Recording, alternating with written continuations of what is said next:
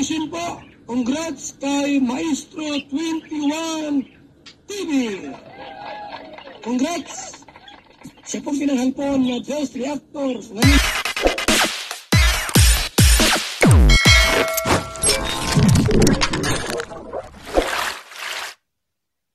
Okay guys, isang mapagpalang umaga, tanghali, gabi sa inyo lahat. Sana po ang lahat ay nasa mabuting kalagayan at ligtas po sa anumang kapahamakan saan man po kayo dako ng mundo naroroon. Ako pumuli ang inyong lingkod, Maestro 21 TV, at sa ating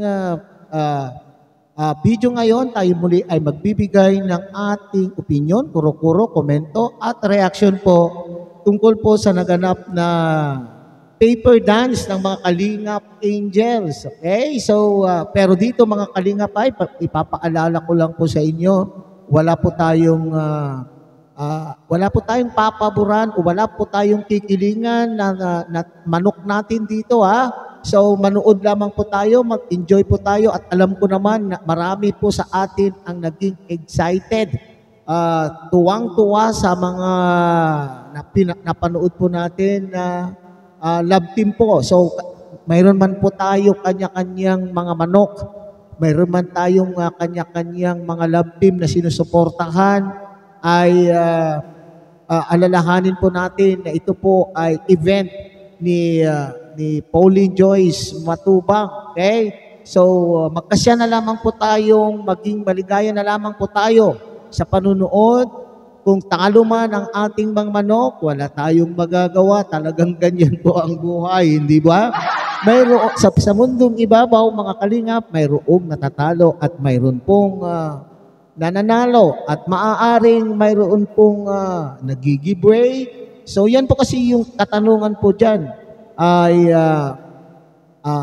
talo daw po ang EDSI pero panalo pa rin daw kasi nag-giveaway o nagbigay daan, binigyan nag-giveaway. Okay? So yan po ang paksa ng ating video ngayong araw na ito mga Kalingap. Pero bago po yan, tayo muna magbibigay po guys sa ama at founder po ng Kalingap, Kuya Bal Santos Matubang. At ang kiligin po natin Ate Edna Vlogs, Kalingap Rap, Kalingap Dan, Kuya Brooks Vlogs at Ruel of Malalag. At siyempre kung bago lang po kayo sa munting channel na ito, sana po inyo rin pong suportahan sa pamamagitan po ng inyong pag-like, share, and subscribe. At tuloy pindutin na rin po ang notification bell at nang sa ganon tayo pa rin po ay magsama-sama sa susunod pa pong mga reaction videos na ating pong gagawin. Likewise, mega shout out po sa ating mga kasamahan po dyan sa Karepa, Kalingap Reactor Partners. Sa pamumuno po yan ng aming Presidente Javier De Leon aka Virador. At tangkilikin din po natin ang ating mga Kalingap Partners, lalong-lalo na po itong mga kasamahan po natin na matyagang, masisipag at matyatyagang mga scouter po na nakatalaga sa iba't ibang Kalingap landing pad sa ating bansa. At sa inyo rin pong mga Kalingap subscribers, solid supporters, and organic sponsors, mega shout out. At sa lahat po ng mga Kalingap love team supporters, fanatics, mega shout out po sa inyong lahat. At ganoon din po sa ating mga kapatid po dyan sa Team Siomay ng Kalahi Community at ng buong Kalahi Community. Okay? So, pag-usapan po natin, marami kasi tayong nababasang mga komento na itong EDSI Love Team daw po ay nag-giveaway lamang po para doon sa may kaarawan. Okay? So, para sa aking opinion, mga Kalingap, kasi ang naunang natanggal ay Dove Kit. O alam po naman natin na medyo may kaliitan po si David. Okay? At medyo malaki po itong si Ingkit, hindi po ba? Okay. Sumunod po naman si Lolong at saka sino ba ang partner po ni Lolong? Kalingap Lolo, edi si sino ba yun? Si Melka. Okay? Si Melka, isang side comment lang po ito mga Kalingap. Talaga naman na ginulat po ako ni Melka sa kanya pong total transformation sa gabing yan mga Kalingap. Napakasimple po ang yan na naman po tayo, sa damit na naman po tayo Pero para sa akin ay nagulat ako kasi hindi ko naman po karaniwang nakikita itong si Melka na ganun po ang itsura. Para sa akin, nagulat po ako at napaganda po yung kanyang make-up. Bagay po sa kanya yung kanyang make-up at saka yung kanya naman pong damit ay very, very elegant. Simple but elegant. Okay? So hindi naman po kasi natin nakikita na masyado na naggagawin po si Melka. Kaya yun po yung aking naispatan. Okay? Yun po yung nakita ko. Kasi hindi naman po masyadong pinapakita po sa camera. Kaya nga sabi ko kanina sa inyo ay magsa-side comment lang po ako. Okay? Pero wala akong intensyon na pagkukumparahin yung mga kasuotan po ng ating mga Kalingap Angels. Alam nyo kung bakit? Sila po ay magaganda noong gabing yan. May kanya-kanya po silang estilo sa pananamit.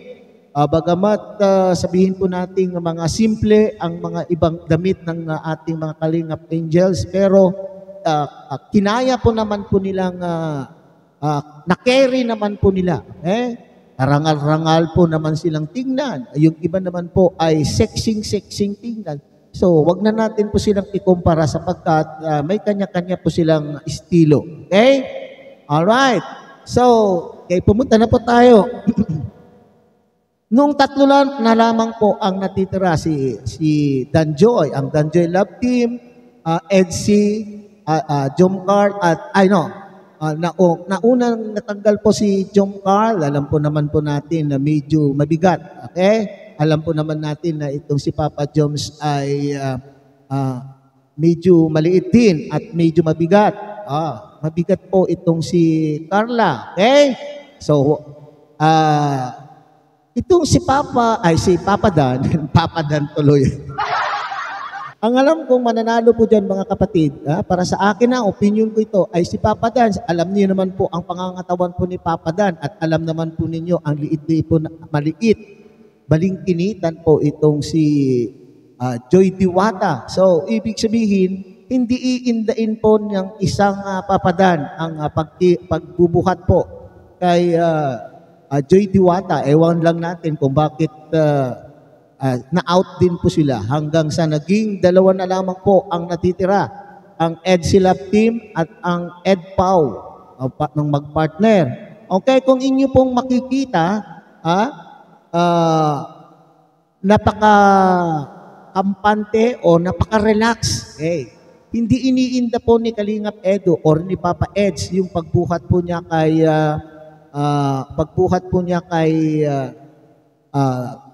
YP Beyonce, di po ba? Sabi nga ng host, naging iba-iba po ang kanilang mga posisyon. Pero yung pagbuhat po ni Papa Eds ay parang nagbubuhat lamang po lamang po ng baby. Di po ba? At saka parang relax din po na kinakanlong lamang po itong si YP Beyonce. Okay. Ito naman po itong si Ed Pau naman, alam po naman natin na batak sa trabaho po si Edwin. At alam naman po natin, it's a fact na maliit din po itong si Pau, hindi po ba? So, napakadali lang po niyang buhatin. So, doon po tayo sa punto kung nag-giveaway nga ba si Papa Eds? Maaari. Para sa akin, ay pwede.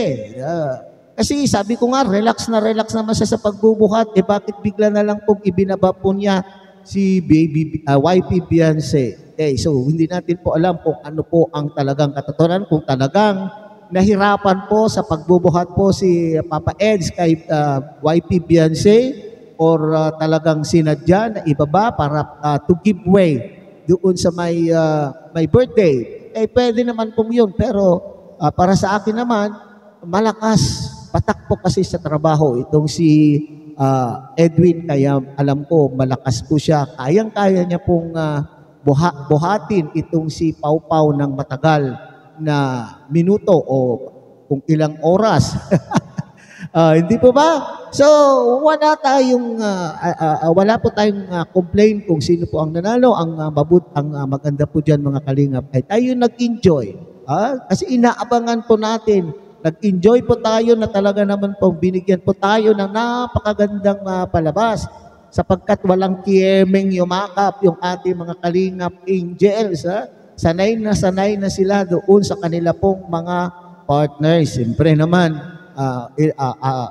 madalas naman po silang nagkaka-eksena sa kanila pong mga kalingap serye. Okay? Kaya wala na po silang kieme. Wala na po silang kaarte-arte sa katawan noong sila po ay nagpabuhat, nagpayakap, nag-holding hands, o kung ano pa man. Okay?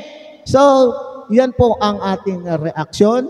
Pero bago po natin, kayo na po ang humusga kung talagang sino po ang imbet ninyo.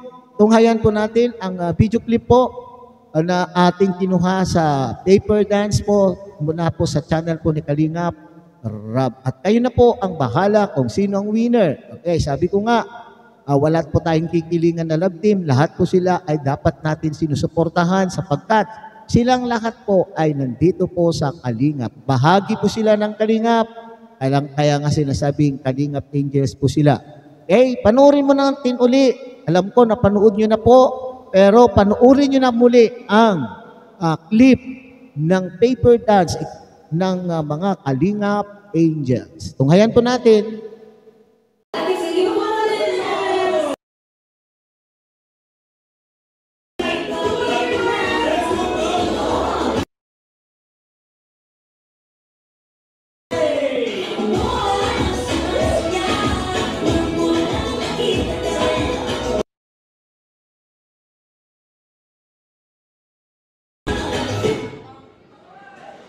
Alright, let's go everyone! Grabe naman ito, may matalapan ka.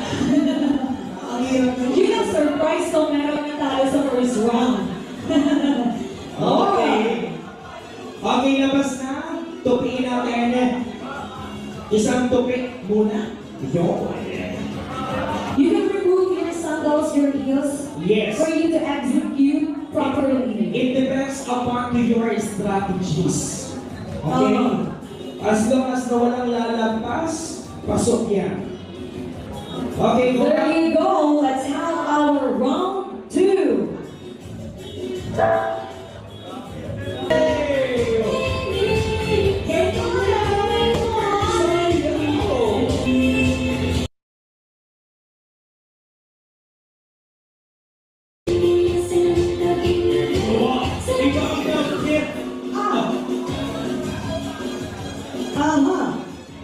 Five, four, three, two, and one.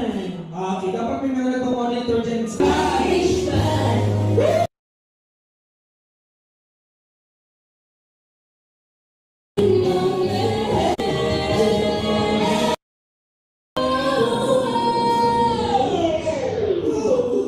Alright, and five, four, three, two. Sino? Meron? Para may lumabas dito sa atin. Sino po ang lumagpas? Kailangan natin ng pag-verify. Okay. Sandali. Stay close. Wala sila. Stay close. Okay. So wala na sino out? Dog kill. Dog kill out. Sorry. Ano ba naman yun? Nag-expect pa naman Okay, ito. sorry. You're out.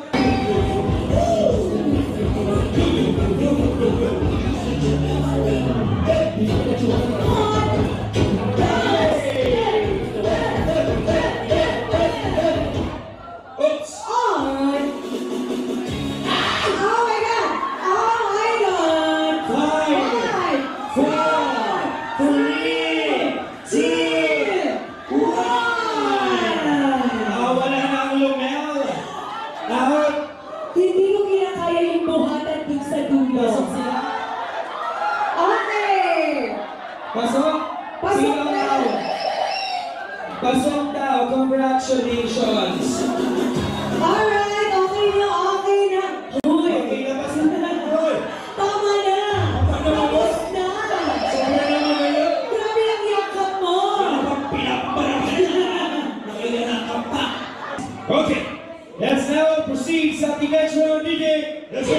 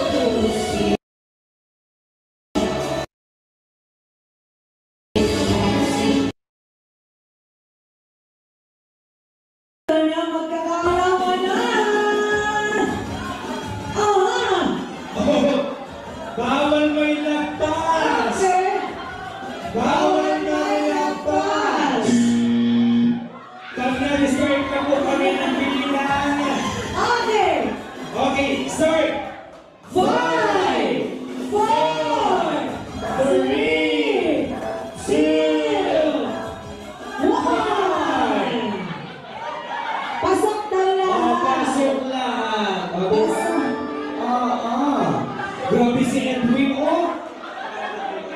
Ang natitira na lang ay, let us acknowledge them. Guys, ganito. Love teams, ganito ang request na lang namin. Patagalan, pero nasa ano ba yan, nasa paper. Patagalan na lang ng pagbuhay. Ganyan po. It is the last love team standing. Yes. Okay. Palakasan, patagalan tayo. Oo. Nagets? Okay. There you go. Let's start the last and final round.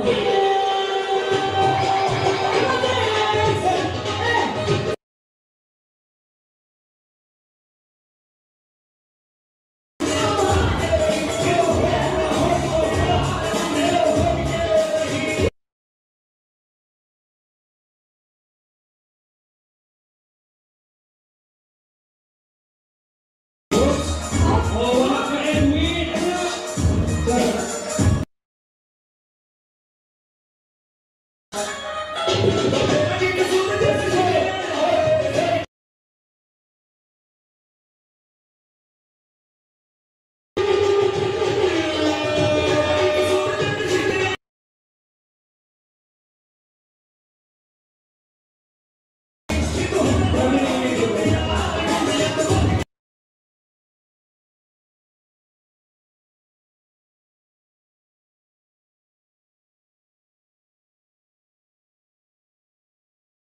Oh! Let the battle begin. Ay, taray naman talaga ni.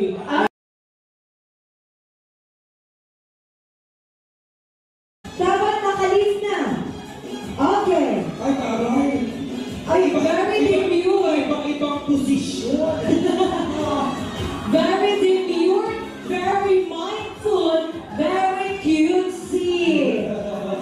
Ibang level. Tingnan natin kung sino ang last love team standing. Tagalan nyo kasi kung sino ang pinakalayat na love team, yun ang ating tatangalin na paper game champion.